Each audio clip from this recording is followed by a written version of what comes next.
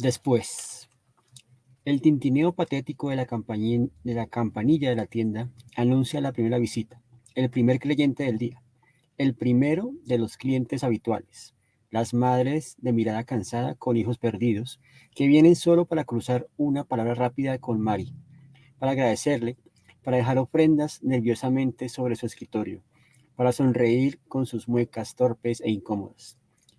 Quienes pasan solo para observar los rostros tristes, pálidos, distantes, genéricos.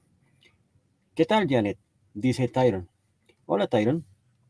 Janet le dedica una sonrisa nerviosa por debajo de su cortina de pelo lacio y grasiento. Su cara demacrada, como si fueran marcas de lápiz sobre el papel gris rasgado, casi parece fundirse con las multitudes que los miran desde las paredes. A Tyron le basta con esa sonrisa para saber que ella está genuinamente contenta de verlo, como si las palabras espontáneas que él le dirige fueran alguna clase de victoria menor pero importante, uno de los pocos y minúsculos destellos de vida que la distinguen de los dibujos de Mary. ¿Está ocupada? Los ojos de Janet recorren la sala de manera ansiosa. Aprieta más fuerte la mano con la que sujeta la enorme bolsa azul de IKEA, repleta de porquerías desconocidas.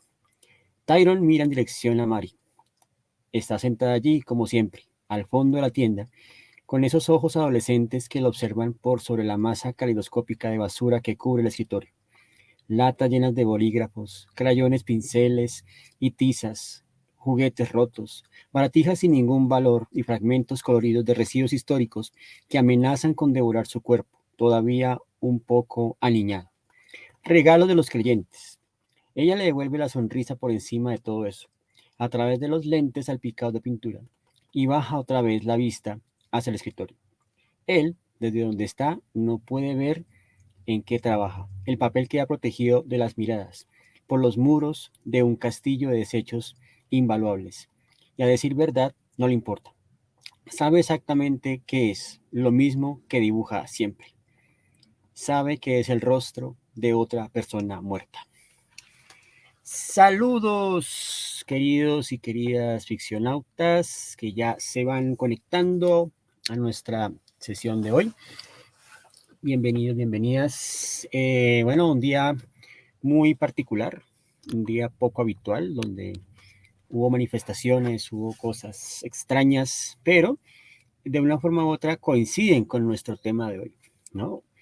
Hoy hablaremos de una novela recientemente publicada por la editorial Caja Negra, un sello especializado en lo que llaman teoría crítica, también lo que llaman, por ejemplo, filosofía aceleracionista, ¿no? Caja Negra edita los textos de el filósofo Mark Fisher, también ha editado de John Hui y otros tantos, ¿no? Es un sello que de cierta forma como que eh, se orienta en esa dirección de lo que es el realismo especulativo y toda la filosofía aceleracionista que hoy en día nos está brindando como un nuevo corpus, ¿no? Como una nueva línea de pensamiento que me parece interesante. Y resulta pues que ha empezado a crear un sello. Ese sello se llama, ya les voy a decir, se llama, y es bien interesante el sello, ¿no? Se llama Efectos Colaterales, ¿no? Efectos Colaterales, se llama esta colección. Hasta ahora van editados 3, ¿no? El que vamos a hablar hoy es el tercero que han editado. El primero de ellos es este que vamos a ver a continuación, está por acá, que es Miles de Ojos, de el escritor Maximiliano Barrientos. El escritor, si no estoy mal, ya vamos a ver, ¿no? De don Maximiliano. Él es boliviano, ¿no? Escritor boliviano. Y esta novela, digamos que es una mirada, ¿cierto? Digamos como al diesel punk en América Latina, también con ciberchamanismo, o sea, es una cosa, ¿no? Es una cosa, ¿no? Y esa es más como terror ficción, ¿cierto? Bueno, aquí saludando entonces a la querida Andrea Vikernes, que ya está lista a tomar nota. Por aquí también el gran Alejo Palma, que también está con nosotros. Aquí el gran Fernando Forero. Saludos, mi estimado. Y también está el máster Jorge Rosero. Hey, buenas noches, muchas gracias por estar aquí. Bueno, sin más preámbulos, entonces vayamos desglosando un poco este detalle infinito del escritor escocés Tim Mawan. Entonces vamos a por ello. Ahí vamos a ver entonces, este es un detalle, un fragmento de la portada. Y yo creo que de la portada ya intuye, vamos, de qué trata, ¿no? Inclusive toma un fragmento que va a aparecer más adelante, que es: la revolución no será televisada, ni tuiteada, ni posteada, ni likeada, ni compartida, ni instagrameada, ni aparecerá en las redes sociales. Es momento de reiniciar la máquina y hemos encontrado el botón para hacerlo, ¿no? Claramente ya nos está anticipando, ya nos está dando un preámbulo de qué idea quiere abordar este autor, ¿no? Para eso, entonces vamos a ir como por varios pedacitos, vamos a ir como por un recuento, ¿no? La escritora argentina y periodista Mariana Enríquez hace también un análisis muy interesante, una reseña de esta novela, y esta es la introducción de ese ensayo. Dice: con la desaparición de Internet a causa de un hackeo terminal, el mundo vuelve a ser analógico y lento. Es la liberación, es la revolución. En Detalle Infinito, la primera novela del escritor y artista escocés Tim Mawan, que publica aquí Caja Negra, ensayo y ficción especulativa, van de la mano para plantear preguntas de un mundo tan virtual como real, como el que vivimos, ¿no? Eso nos lo dice Mariana Enríquez, pues si ustedes se han dado o la conocen, ¿no? Digamos, más por su faceta como escritora de terror, que es impresionante, también tiene su faceta de periodista, que es impecable, ¿no? Bueno, justamente, digamos que el escenario que se nos empieza a mostrar, inclusive, justamente la novela tiene ese ritmo. Básicamente los capítulos no son 1, 2, 3, sino es después, antes, después, ¿no? Básicamente está jugando siempre con los quiebres temporales, ¿no? Y esos quiebres temporales, digamos que el mismo escritor lo reconoce, son tomados en cuenta o básicamente son inspirados por escritores de la línea de William Gibson, el padre del cyberpunk, y también James Graham Ballard, escritor inglés, que recordemos hace parte del movimiento New Wave, ¿no? Una nueva ola de la ciencia ficción, en el cual Ballard plantea la posibilidad de empezar a traducir, ¿no? Empezar, digamos, como a digerir lo que él llama el espacio interior, ¿no? Si bien antes de la New Wave, la ciencia ficción exploraba el espacio, el universo, los confines del más allá, para James Graham Ballard y todos los que harán parte de este movimiento, ya vamos a hablar entonces de la mente, qué pasa en la psique, qué pasa con el comportamiento humano, qué ocurre con el ser ante esas nuevas condiciones impuestas, perdón, por el modelo social en el que estamos, ¿cierto? Entonces, esto es el escenario. Básicamente aquí vamos a ver una serie de imágenes que aluden un poco a la estética, ¿no? Digamos que la historia confluye entre Nueva York y Bristol, ¿no? Inglaterra. Vamos a ver entonces como ese abandono, esa inexistencia, digamos, de la corriente eléctrica, ¿no? De la caída del sistema, ¿no? Como lo bien llamamos hoy, ¿no? Porque de una forma u otra, el desarrollo de Internet llegó a tanto que hoy en día gran parte del modelo de consumo depende, ¿cierto? Justamente de la operatividad misma de la red, ¿cierto? En algún momento fueron distantes, pero ahora cada vez son mucho más unidas, ¿no? Entonces, Marwan también plantea esto, ¿no? Entonces, no hay luz, no hay semáforos, no hay máquinas que te estén diciendo qué hay que hacer, ¿cierto?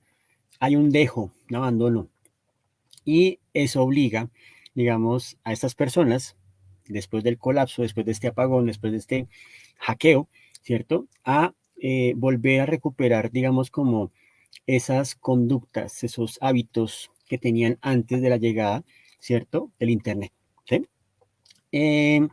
Imágenes como estas, ¿no? Que esta, por ejemplo, es tomada básicamente de los años 70 en Nueva York, cuando todo lo que era el circuito del Bronx, Queens, todo esto, ¿no? Básicamente era como los sectores deprimidos de la ciudad, donde obviamente emergió el hip hop, y es que justamente en esa novela confluyen la tecnología, la música, lo cinematográfico, etcétera. Y eso me parece también como muy interesante, ¿no? Digamos, como una mirada bien particular. Justamente, digamos que aquí se hace mucho énfasis al tema del jungle, al tema, digamos, de la creación de sonidos, ¿no? Y eso haremos ahorita más adelante, es uno de los temas que tengo ahí en remojo, ¿cierto? Pero de cierta manera es bien particular porque estamos en un momento donde hay una gran facilidad y versatilidad de crear sonidos, tanto así que pues ya no hay nada nuevo. Y en esta novela hay un personaje que se propone encontrar ese sonido nuevo, ese sonido, pero a partir de lo análogo, de los residuos, ¿no? Entonces hablemos de eso. Por aquí saludo a Juan Beca, que está por aquí. Bienvenido. Hombre, qué bueno que esté por aquí acompañándonos. Bueno, ahí como lo vieron, ¿no? Básicamente existe un grupo terrorista, por así decirlo, o ciberterrorista, ¿cierto? Que logra encontrar la manera de no solo desactivar Internet, sino de apagar todo, o sea, el gran apagón, ¿cierto? Digamos que encontraron lo que llaman la puerta trasera, encontraron la manera efectiva de, digamos, despojarnos de esta, de esa tecnología, ¿cierto? Que de cierta forma ya ha contaminado bastante y pues digamos que permea nuestra cotidianidad a tal punto pues que ya es una parte nuestra, ¿no? Es como lo que decía McLuhan, ¿no? Las extensiones, ¿no? Bueno, por aquí ya está Carlos Clavijo reportando sintonía, muchas gracias.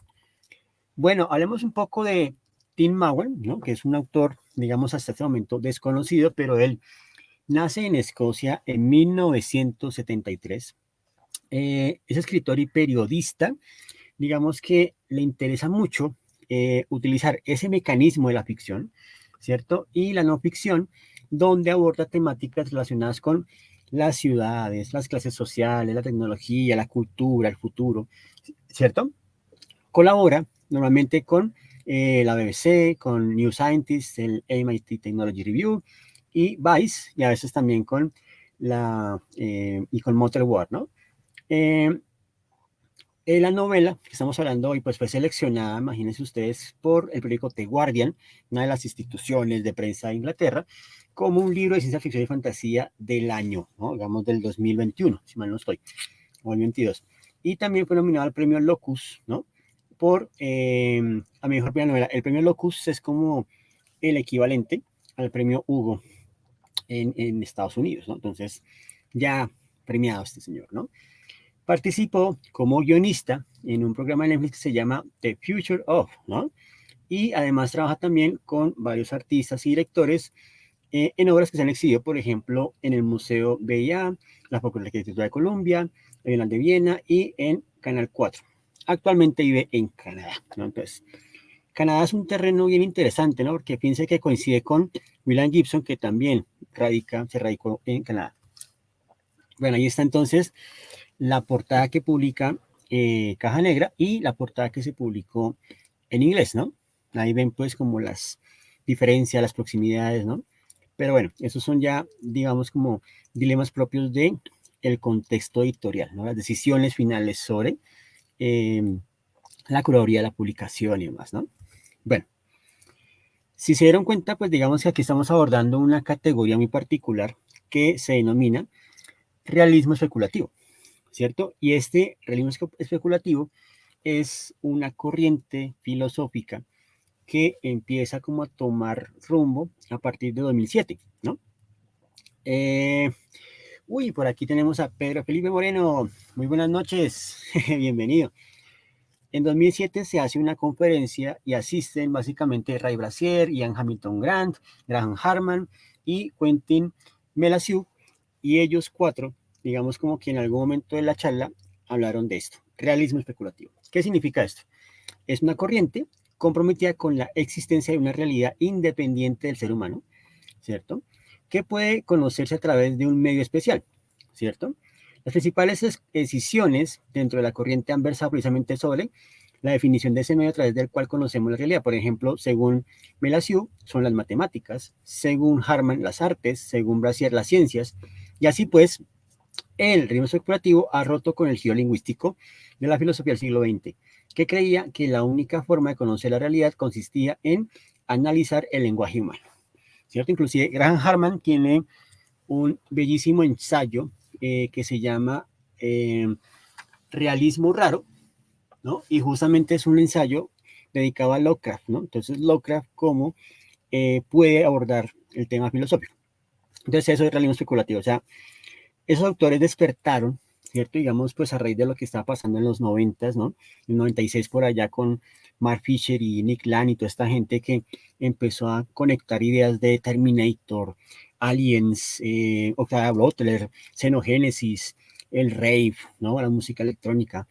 Y cómo esos productos empezaron a crear una amalgama y cómo esa amalgama les permitía ahondar en los mecanismos de la ficción justamente para desarrollar una gestión que les permitiera entender realmente qué pasaba con la realidad, ¿cierto? Y esa realidad obviamente permeada por eh, las ideas de un modelo económico que nos sigue rigiendo hasta hoy día, ¿no? Entonces, eso es el realismo especulativo en parte, y es como los escritores pueden utilizar la ciencia ficción nuevamente para explorar ideas que hace mucho tiempo no ocurrían, ¿cierto?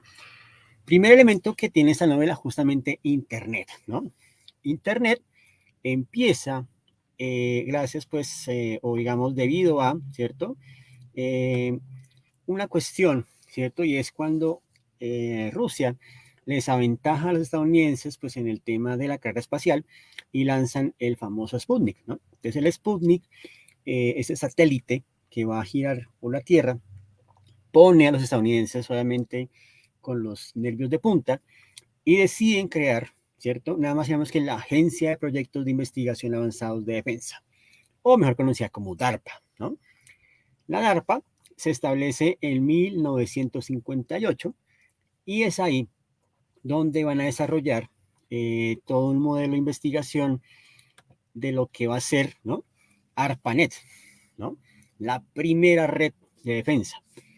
Es un contexto interesante, ¿no? Es un contexto donde básicamente, pues, ellos decían, con las limitaciones tecnológicas de aquel entonces, ¿no? Porque las computadoras, ustedes saben que todavía ocupaban espacios grandes, ¿no? Grandes cuartos, refrigeración y demás. Ellos dicen, al crear esta red, básicamente la intención es que si llega a atacar un misil balístico y de pronto va, no sé, a Utah, pues que de pronto eso, sí, sí, puede ser no que se dañó, pues que se reconecte con otro y así mantenemos la red informada, ¿cierto? Entonces era básicamente una red para prevenir ataques de misiles balísticos, porque ya con el Sputnik ahí girando, uy, no, qué susto, qué miedo, ¿no? Tengo miedo, ¿cierto? Decían por ahí. En este momento se vuelve simplemente una red de defensa, ¿cierto? Esta red, después digamos que va a intervenir o va a estar por ahí inmiscuyéndose la corporación RAND o la RAND Corporation, que ya dice, bueno, estuvo interesante, ya tenemos pues una red de defensa, pero tenemos que mirar o garantizar la manera de que esto se pueda seguir consolidando, ¿cierto? Que se pueda volver sostenible, ¿sí? Y ARPANET, digamos que ya empieza a convertirse como en ese escenario donde vamos a empezar a compartir información con los militares, con el Estado, ¿no? Ya empieza, digamos, pues como esta red a ampliarse en usos, ¿cierto? Pero todavía no debe o no va a llegar a el dominio público, ¿cierto? Pero básicamente eran servidores conectados 24/7 que recolectaban información en tarjetas perforadas, ¿no? En, más o menos háganse una imagen como en Capitán América, más o menos. ¿Sí? Bien, pasó el tiempo, vamos a dar aquí un salto cuántico y llegamos a 1969, que es cuando Estados Unidos, obviamente, digamos como que así como si fuese en el Derby de Kentucky, gana la competencia cuando pone a los 3 astronautas en la Luna, ¿cierto? Mientras que los rusos ya habían hecho muchos intentos, ¿no? Los rusos habían, digamos, hecho primero el Sputnik, luego el primer cosmonauta Yuri Gagarin, luego la segunda cosmonauta, Valentina Tereskova, que la caminata espacial, que el lanzamiento de misiones para sondear no sé qué, o sea, Ya tenían muchas misiones acumuladas, pero Estados Unidos les ganó con la Luna, ¿cierto? Y justo en ese año, en octubre, empieza un experimento particular entre dos universidades, la Universidad de California y la Universidad de Stanford. Ambas contaban básicamente con un servidor de transferencia de datos.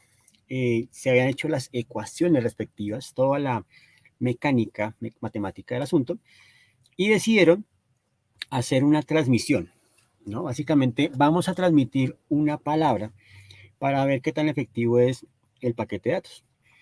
Esa transmisión básicamente empezó en la Universidad de California, ¿cierto? Y la idea era enviar la palabra low, ¿no? Como debajo, ¿cierto? Entonces, se ponen de acuerdo, obviamente en ese entonces los modems todavía eran telefónicos, ¿no? Entonces, bueno, silencio, vamos a transmitir, listo, empieza el experimento.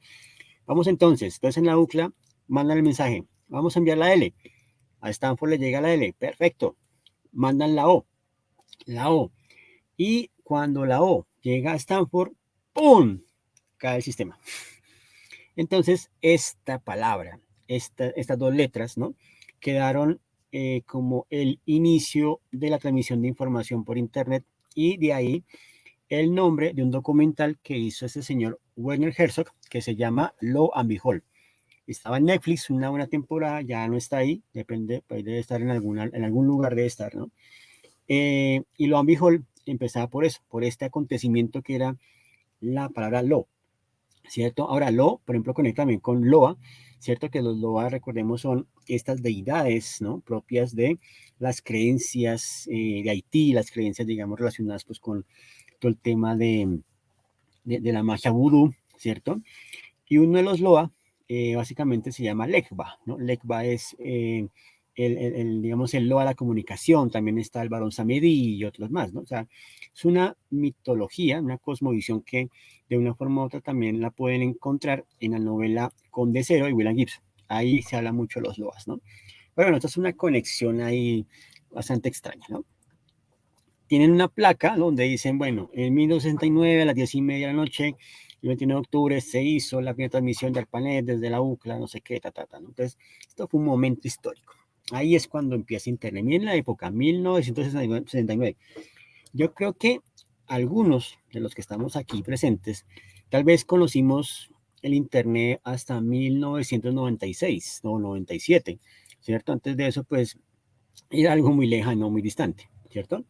Pero bueno, aquí empezó ya como ese experimento y poco a poco ya no solamente es la defensa, el Estado, sino también las universidades empiezan a tener sus propias redes, ¿cierto? Para compartir información. Y luego entra, obviamente, la apertura de este desarrollo al público, ¿cierto? Por eso se da hasta los 90 y básicamente siempre bajo los dominios del HTTP, el triple el protocolo, ¿cierto? De la red mundial, ¿cierto? Este protocolo, digamos que al comienzo pues tenía obviamente sus limitaciones, ¿no? Digamos que el paquete de datos no era, por así decirlo, extenso, no podía enviar mensajes como lo hacemos ahora, o sea, que hacemos hoy, pero bueno, empezó el tema de la transmisión de información, estaban los cibercafés, ¿no? Recordemos ese fragmento de historia cuando uno iba, ¿no? Por 15 minutos o media hora, ¿no? Que tenía como ese acceso, ¿cierto? Esa ventana al mundo a través de esos ordenadores con panza, con las CPUs, ¿no? Y obviamente pues con nuestro dispositivo de almacenamiento que era el disquete, ¿no? Las memorias todavía no estaban, ¿cierto? Pero ahí empieza el rollo, ¿no? Empieza ya como a llegar entonces esa información que antes pues simplemente nos llegaba a través de lo que dijeran en la radio, lo que dijeran en la televisión, ¿cierto? Lo que uno veía en el cine, pero no, aquí ya estábamos viendo un avance. Y claro, obviamente pues eso se convierte también como en un modelo, ¿cierto? Digamos de explotación porque dice, bueno, esto tiene que ser sostenido, entonces empieza también a crecer el comercio electrónico, empiezan a aparecer las ofertas y demás, ¿no? Eh, y claramente, ¿no? Digamos que todo este ecosistema se vuelve fértil y explorado obviamente de la ciencia ficción, sobre todo del cyberpunk, que es como este movimiento que abanderó, ¿cierto? Y que de cierta forma como que nos dio, por así decirlo, las llaves, ¿cierto? Para poder entender todo esto que estaba pasando, ¿no? Al comienzo, pues obviamente las novelas iban a un ritmo más acelerado que la realidad, pero luego empezaron a tener una sincronía a tal punto que uno dice, pues vivimos en un tiempo cyberpunk, solo que no con tantos cables, ni tantos implantes, ¿no? de alta gama como lo esperaba uno en las novelas, pero estamos viviendo tiempos, ¿no? Cyberpunks, ¿cierto? Bien, claramente, digamos que el crecimiento de la red generó también, digamos, otros desarrollos, o sea, ahí ocurrió algo que se conoce como la exaptación, ¿cierto? Una cosa es la adaptación, ¿cierto? La adaptación es como, digamos, el organismo, el animal, etcétera, genera unos cambios en su fisionomía que le permiten adaptarse al medio.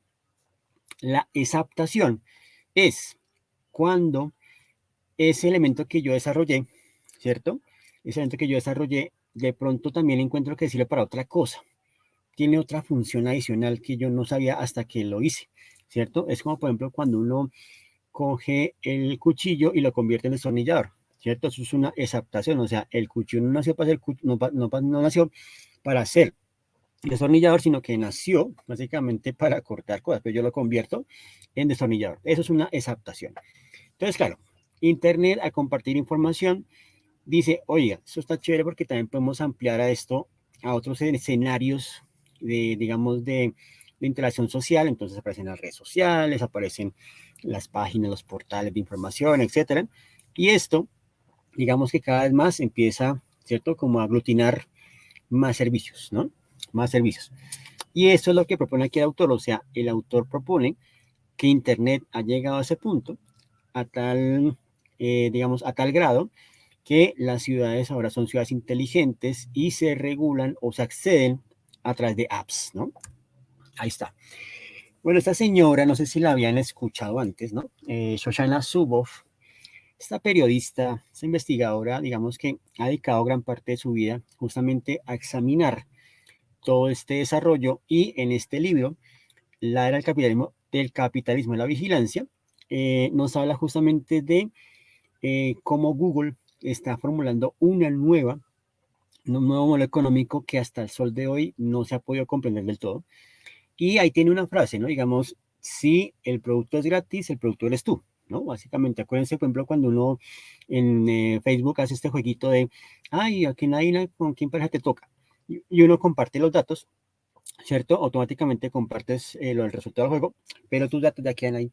Y esos datos se comparten en otras bases de datos y ahí es donde surge realmente la economía. O sea, para decirles, ¿no?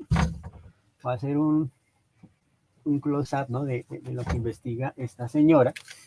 Y también aquí hacemos un breve, ¿no? Una breve pausa en la presentación para mostrarles, miren ustedes el grosor, ¿no?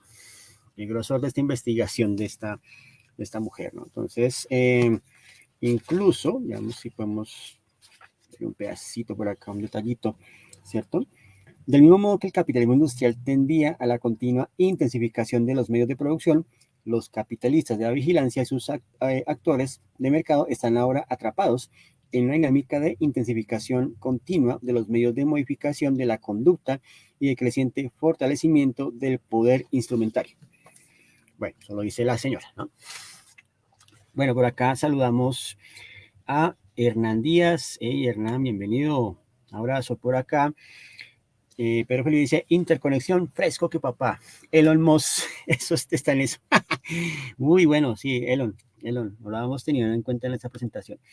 Entonces, claro, Shoshana nos habla de esto, ¿cierto? Y dice, el capitalismo de la vigilancia, ¿no? Toma la experiencia humana como materia prima para traducirla en datos de comportamiento, ¿cierto? Generando así productos de predicción que anticipan lo que el usuario va a hacer. Por último, esos productos de predicción se negocian con un nuevo tipo de mercado que yo llamo mercados de futuros de comportamiento, ¿no? O sea, ahí caben los cool hunters y todas estas personas que trabajan o tienen su mente, ¿no? Digamos, en predecir qué va a pasar mañana, ¿cierto? Bien. Uy, por aquí está Lisette Torres. Hola, saludos, bienvenida. Las ciudades inteligentes, y eso es un fragmento bien interesante que propone la novela, ¿no? Básicamente, pues, uno de los personajes, ¿no? Básicamente lo conocemos como Rash, ¿no? Rash es inglés pakistaní, tiene esa doble nacionalidad. Y pues cuando llega a Estados Unidos, ¿no? En Nueva York, pues obviamente hay unos controles, ¿no? Lo pasan a una cámara de seguridad, ¿no? Y dice, hey, uy, por aquí está Don J. J, saludos. Lo detienen, lo examinan, etcétera, ¿no? Porque de cierta forma hay como una señal de que supuestamente hay un grupo ciberterrorista que viene de Pakistán y puede acabar con las cosas y están planteando un atentado. El caso es que él pasa los retenes después de un rato incómodo y cuando llega a la ciudad, cuando ya empieza a explorar, pues su acompañante, su guía, le dice, es que ahora todo se hace a partir de las apps. Hay una app que es App Nueva York y en App Nueva York ahí tienes todos los servicios. Inclusive es una ciudad tan inteligente que las canecas, ¿no? Tienen un lector de barras que cuando uno se toma la lata de gaseosa o consume cualquier producto, automáticamente, ¿no? Uno la deposita, obviamente, en la dirección de reciclaje y ese dato se transfiere para que te den una bonificación en el app. O sea, te dan dinero por botar la basura. O sea, ya están cambiando los comportamientos. ¿No? Dicen, uy, botar la basura, vale, chévere.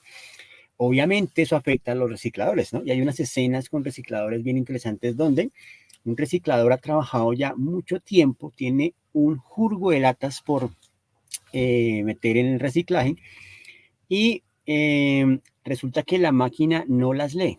La máquina dice, usted no, usted ya consumió esto, pero ¿cómo así? Yo he trabajado media semana, un mes recolectando todas estas latas para que me den billetes. No, qué pena, pero eso ya se desactivó. Y uno de los compañeros dice, no, vaya a la máquina de tal parte que ahí sí la están recibiendo, ¿no? Entonces los recicladores están regulados por estas máquinas que dependiendo, ¿cierto? Digamos, de la cantidad les dan billetes, pero ese día no dan billetes y es justamente por eso, ¿no? Como el control en lo que consumo, en los hábitos que tengo, te van mirando, por ejemplo, por dónde caminas, etcétera. Entonces, hay un sentido de vigilancia muy particular. Y como les digo, todo se accede es con el app, ¿no? Entonces, si no tienes el app New York, lo siento, ¿cómo es? Tienes que tecnificarte, tienes que hacer parte de todo esto, ¿no? Obviamente están los drones, está, digamos, como el tema de, es decir, como el gran hermano, pero fíjense que empiezan, como siempre, ¿no? Con el discurso de esto es por tu protección, es por tu seguridad, ¿no? Como siempre, ¿no? Y básicamente, pues digamos que las Smart Cities trabajan, digamos, o el concepto que nos presenta aquí Mawan es justamente eso, ¿no? La manera en que todo se vuelve más eficiente, también como que se bonifica a los usuarios, ¿no? Pero ante todo se están mirando los patrones de comportamiento, ¿no? Rush, obviamente, digamos que está trabajando secretamente en un algoritmo, en un programa que puede proveer de Internet a una pequeña comunidad sin depender de las grandes cadenas de transmisión de datos. Que básicamente como una especie de diáspora, una comuna de Internet, ¿no? Está trabajando en eso, es un juego que está ahí como escribiendo. Y claro, aquí, digamos, se pone sobre la mesa, pues también como la relación afectiva, ¿no? Digamos que Rash va a Estados Unidos justamente es porque ahí está su pareja, ¿cierto? Y de cierta manera, pues su pareja, bueno, otra cosa que también es interesante acá es que en esa novela ya están en uso los Google Lens, los lentes de Google. Entonces todo el mundo tiene el Google Lens, entonces ahí programan, digamos, su rutina, a qué hora despertarse, a qué hora salir, etcétera, ¿no? Entonces todo está regulado a través de los Google Lens, ¿no?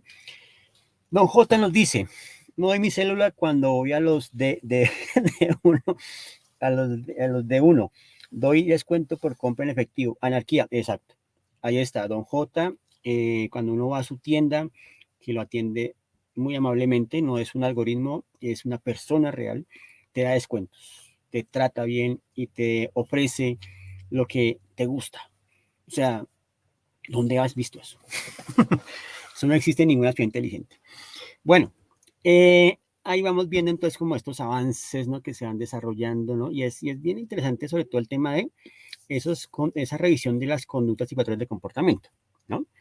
Sobre todo el tema del reciclaje, las actitudes y todo el rollo, ¿no? Bueno, otra parte de la novela, y pues como lo vimos al comienzo, digamos que aborda también todo el tema de lo que son como las apariciones, los fantasmas, ¿no? Que son justamente como esas imágenes que vienen de esa nostalgia, ¿no? Digamos, de lo que pasó, el tiempo pasado, cómo lo recuperamos, etcétera, ¿cierto? Y un escritor, el escritor uruguayo, Ramiro Sanchís, en un ensayo que se llama La rebelión de los Shogots, dice, el futuro de los noventas, ese futuro fue hackeado por la retromanía y el realismo capitalista, ¿no? Entonces, la forma en que Magwan incorpora el tema de los fantasmas, de los espectros, es justamente eso, ¿no? Como las personas que habitaron, que ya no están, y que de cierta forma esta niña que se llama Mari las puede ver, supuestamente, y las dibuja. Y la gente va, básicamente, a una tienda, digamos que queda en una comuna que se llama el Croft, y en el Croft, básicamente van, la visitan, dicen, no, es que quiero tener la imagen de mi hijo que desapareció, mi hermana, entonces ayúdame. Y ella pues les da un dibujo y a cambio pues le dan estas ofrendas, ¿no? Que son objetos en desuso. Pero va más allá de eso, ¿no? Digamos que justamente es como Mari tiene pues digamos como una mirada muy inocente, infantil frente a la tecnología y hay otra mujer, ¿cierto? Que sí sabe lo que tienen estos lentes y de cierta manera algo ocurre. Ya les voy a contar qué hace que estos lentes contengan la información, digamos como esa pieza faltante en rompecabezas para comprender qué fue lo que pasó, porque como te mantienen en el ritmo de después, antes, después, digamos como que hay momentos en que uno tiene que intuir qué fue lo que ocurrió, ¿cierto? Incluso hay un pedazo, digamos, bastante interesante, ya ahorita lo vamos a mirar más adelante, que es justamente cuando ocurre el apagón. Entonces los Google Lens, ¿no? Digamos que regulan la tecnología, ¿cierto? Nos permiten ver como sus espectros, ¿no? Y ahí está Mari que de cierta forma desarrolla estabilidad análoga, ¿cierto? O sea, de alguna forma, ¿cierto? Ahí también está poniendo sobre la mesa pues todo este debate de las IAs de Midway, ¿no? Y ChatGPT y todas esas cosas que están pasando ahorita, ¿cierto? Y cómo esta niña vuelve, ¿cierto? A un oficio que existía antes de que existiera Internet, que es la representación, ¿no? La representación figurativa a través de las herramientas que nos provee el medio, ¿cierto? El ecosistema, ¿sí? Entonces ella las hace en carboncillo, los hace con crayola, ¿cierto? Y lo que le gusta a la gente es como justamente eso, ¿no? La manera en que ella lo hace es como si estuviera canalizando esa memoria, ¿cierto? Ancestral, esa memoria de supervivencia que tiene el ser humano, ¿cierto? Y claro, el hecho de que le paguen con estos tesoros, ¿no? Digamos que me evoca mucho esto, ¿no? El paisaje que uno encuentra en el mercado de las pulgas, ¿no? Que justamente son como esos objetos que pertenecieron a unas personas que les brindaron, por así decirlo, un cierto estado de alegría, felicidad, etcétera, pero que ahora están ahí, ¿no? Y que de cierta forma alguien lo adquiere, pero a veces lo hace con una finalidad más acumulativa o simplemente de pronto porque conectó con algo, ¿no? Pero esta niña Mari, ¿qué puede hacer con todo eso, no? O sea, hagamos con toda esa materia prima de desechos, ¿no? Que está por ahí. Dice Don J, hay una peli Netflix que habla de alguien que no se ha conectado a la red global y es considerado un fantasma, no existir en la red. Exacto, ¿no? Inclusive, ahí me atrevería también, digamos, a citar, ¿no? Lo que en algún momento planteaba Ted Kaczynski, una bomber, con su manifiesto, ¿no? La sociedad industrial y su futuro, donde él de alguna forma lo que buscaba era, miren, libérense porque el progreso es un monstruo, un fantasma que nos está devorando y nos está sacando la esencia y nos está desconectando, desligando de nuestras conexiones humanas, etcétera, ¿no? Eso es el resumen, ¿no? Ejecutivo, pero es un manifiesto bastante denso. Bueno, el jungle y los sonidos, ¿no? Este es un pasaje bien interesante en la novela. Como les digo, hoy en día, digamos que ya hay diferentes formas de acceder a crear música, ¿no? Digamos que uno baja una app y ya puede coquetear, digamos, con una caja de ritmos, puede coquetear con un piano, ¿cierto? Es decir, hay un acceso a los instrumentos, a las herramientas de música y eso también, pues, permite que la gente tenga, digamos, por así decirlo, como ese descubrimiento de que, ay, vea, yo también puedo hacer música. Es decir, ya no es un dominio exclusivo de unos pocos, ¿cierto? Sino que ya puede ser algo masivo. Y esos sonidos, digamos que se acumulan también en bases de datos. Hay inclusive ya aplicaciones de código que te permiten, a partir de una secuencia, crear partituras, ¿no? Entonces, claro, ya hay muchos sonidos. Cómo distinguir un sonido nuevo y auténtico, ¿no?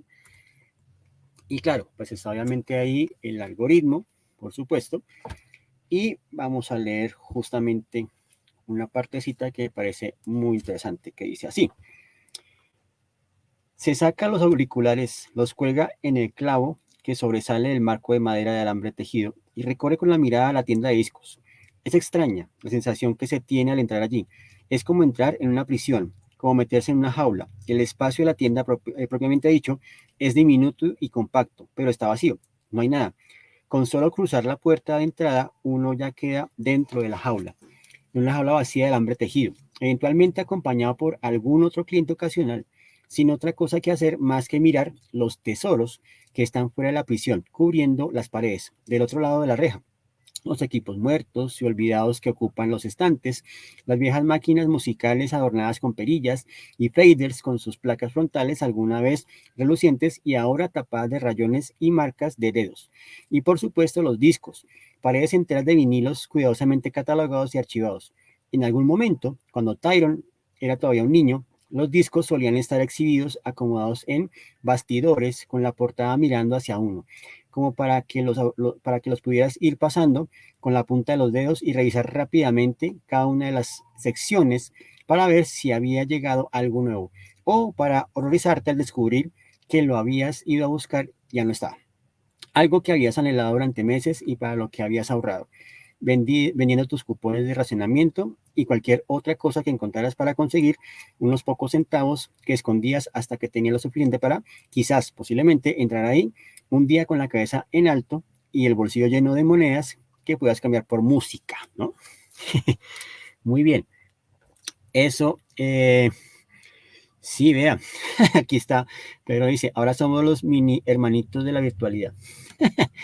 Bueno, esto que están viendo acá es lo que Simon Reynolds en su ensayo Retromanía define como los crate diggers, ¿no? Básicamente eran estas personas que iban a estas ventas de discos y empezaban a esculcar para mirar qué discos raros había y cómo a partir de esos discos raros crear samples nuevos, básicamente estos loops, estos ciclos de música que te permitían crear una partitura nueva, ¿cierto?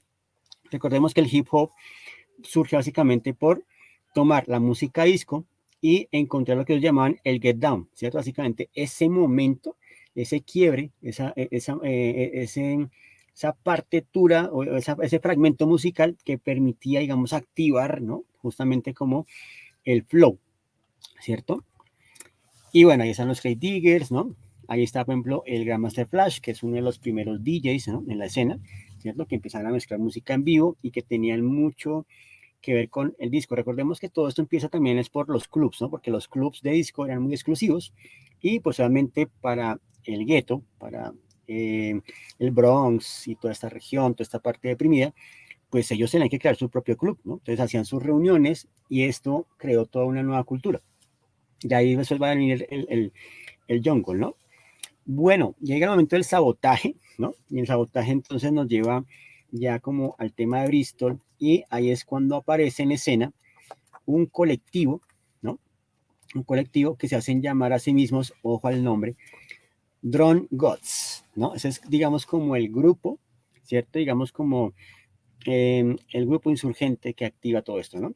Y Drone Gods básicamente tiene pues su manifiesto, ¿cierto? Que lo postean justo momentos antes en que, digamos, se va a ir la señal, ¿no? Entonces básicamente dice, hola queridos amigos del mundo, esperamos que esté bien, tenemos algunas novedades para informarles. Este va a ser nuestro último posteo, no por un tiempo, sino para siempre. ¿Cómo es que estamos tan seguros de lo que decimos? Porque al final de esta semana les prometemos que no vamos a tener ningún lugar en el cual postear. ¿Qué? Se preguntan. ¿Drone Gods está planeando desmantelar nuestro querido Pastebin? ¿O no? Queridos amigos, bueno, no exactamente. Tenemos cosas mucho más importantes que hacer y finalmente conseguimos todo lo que necesitábamos para poderlas hacer.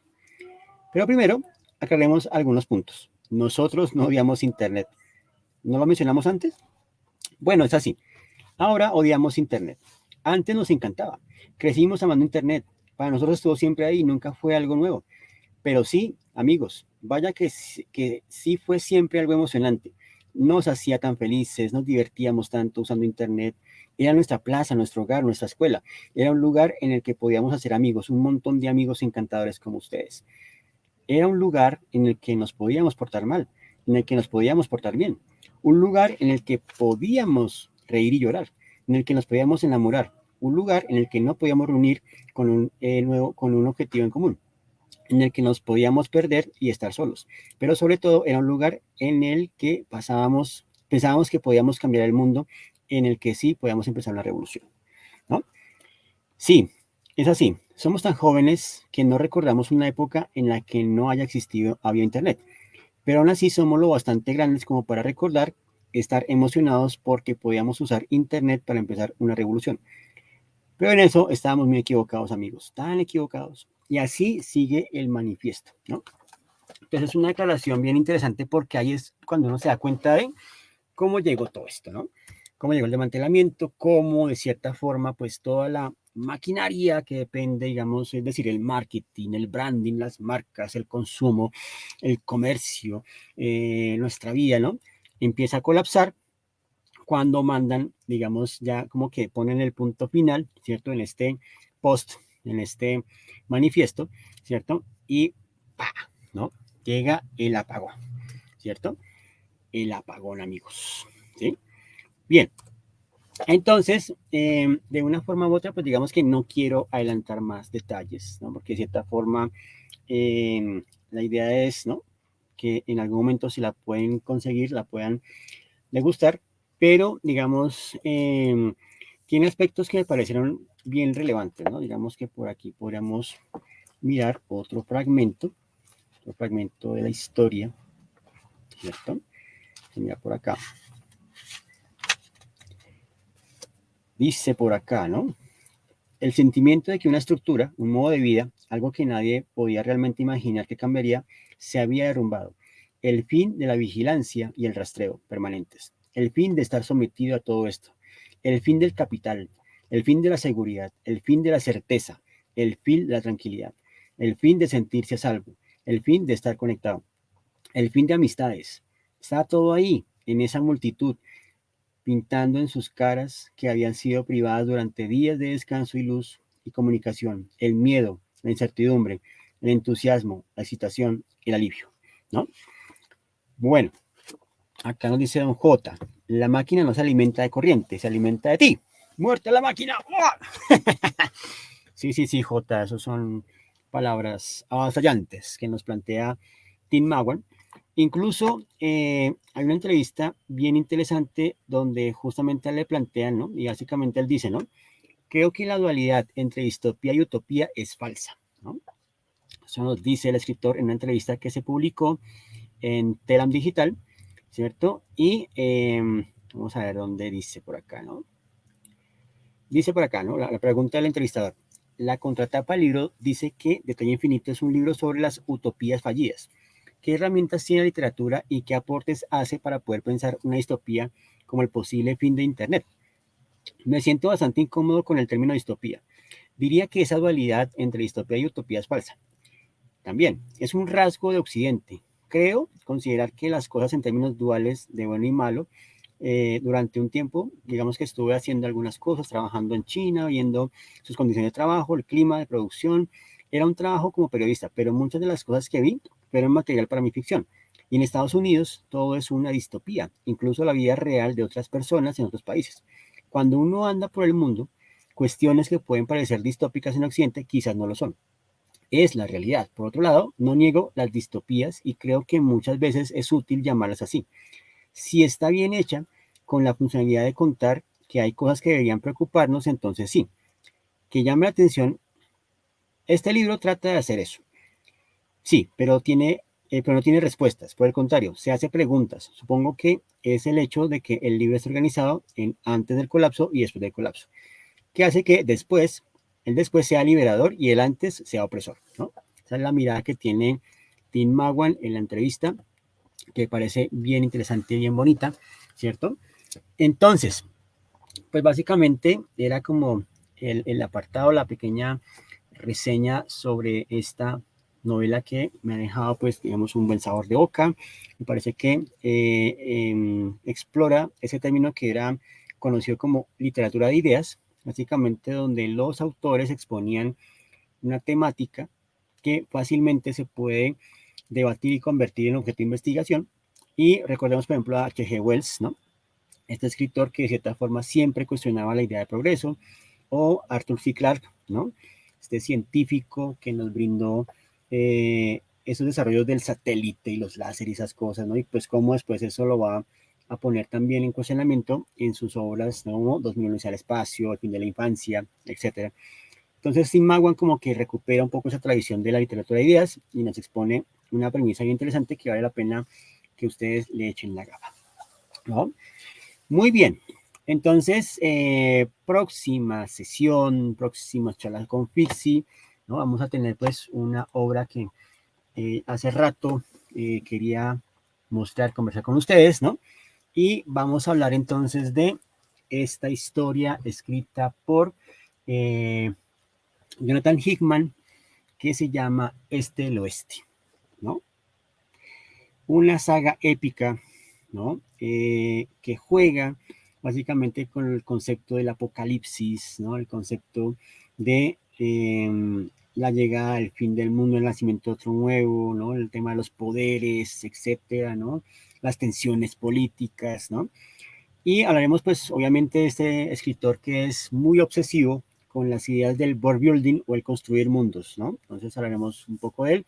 Y esto, obviamente, debo agradecerlo a Spooky House. Spooky House, esta tienda de cómics y mangas donde traen cosas muy chéveres. Y ahí fue, pues, como gracias a Don J, tuve la posibilidad de leer, tener en mis manos esta novela, ¿no? Digamos que fue un esfuerzo bien grande tener esta colección y pues muchas gracias a él que nos ayudó con conseguir los números, los 10 números. Entonces vamos a hablar de esta historia que es bien chévere también con un dibujante extraordinario, una cosa que de cierta forma rebasa esas concepciones propias de las mitologías, ¿no?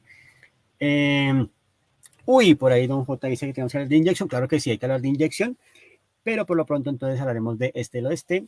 Un saludo fraterno en verdad para Don J, para Martín Osorio, que está por acá conectado, a la querida Andrea Vikernes, que me imagino ya tomó bastantes notas, a Pedro Felipe Moreno, también a Lizeth Torres, a Hernán Díaz, a Carlos Clavijo, a Juan Beca, al máster Jorge Rosero, a Fernando Porero, a Alejo Palma. De verdad, muchas gracias por siempre estar ahí. Bueno, a Nicolás Pineda, que acaba de llegar, como siempre.